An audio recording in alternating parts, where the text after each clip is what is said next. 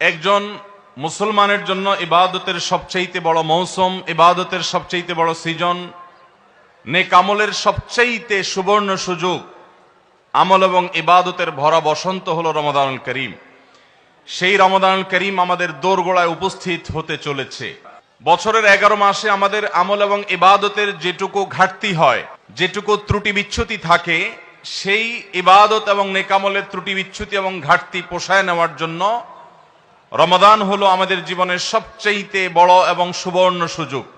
রমাদান মাস উপলক্ষে বিশেষ চাঁদ দেখা। রমাদান মাসের চাঁদ শাবানের শেষ দিনে আমরা পশ্চিম আকাশে তালাশ করব, অনুসন্ধান করব। রমাদানের দ্বিতীয় আমল হলো সবচেয়ে গুরুত্বপূর্ণ আমল, সেটা হলো সিয়াম সাধনা, রোজা রাখা।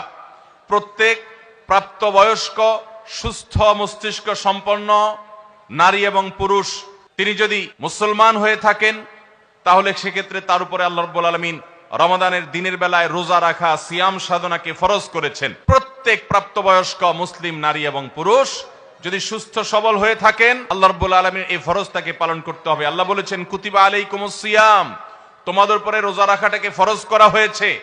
অতএব রমজানের দিনের বেলা রোজা রাখা হলো রমজানের সবচেয়ে বড় আমল। এটা হলো দ্বিতীয় আমল বলেছি। নাম্বার 3, রমাদান মাস উপলক্ষে রাতের বেলা তারাবির নামাজ আদায় করা, এটা রমাদানের তৃতীয় আমল। নবী করিম সাল্লাল্লাহু আলাইহি সাল্লাম বলেছেন, মান কামা রমাদানা ঈমানান ওয়া ইহতিসাবা গুফিরা লাহু মা তাকাদ্দামা মিন যামবি।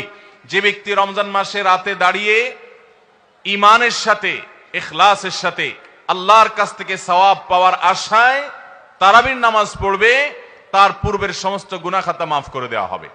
রমজানের চতুর্থ আমল হলো সাহারি করা।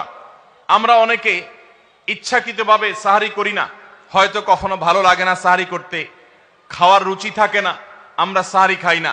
সাহারি খাওয়া ছাড়াও যদি কেউ রোজা রাখে, রোজা হয়ে যাবে, কিন্তু সাহারি খেলে আপনার খাদ্য গ্রহণ হবে, পাশাপাশি আপনি সওয়াব লাভ করবেন। 5 নম্বর আমল হলো সাহারিটা শেষের দিকে খাওয়া। এখনো অনেক মুরব্বীরা আছেন গ্রামাঞ্চলে, তারা মাঝরাতে সাহারি খেয়ে ফেলেন, 12টা-1টার দিকে সাহারি খেয়ে ফেলেন। সাহারি খাওয়ার জন্য সবচেয়ে উত্তম সময় হলো রাতের শেষ প্রহরের একেবারে শেষের দিকে।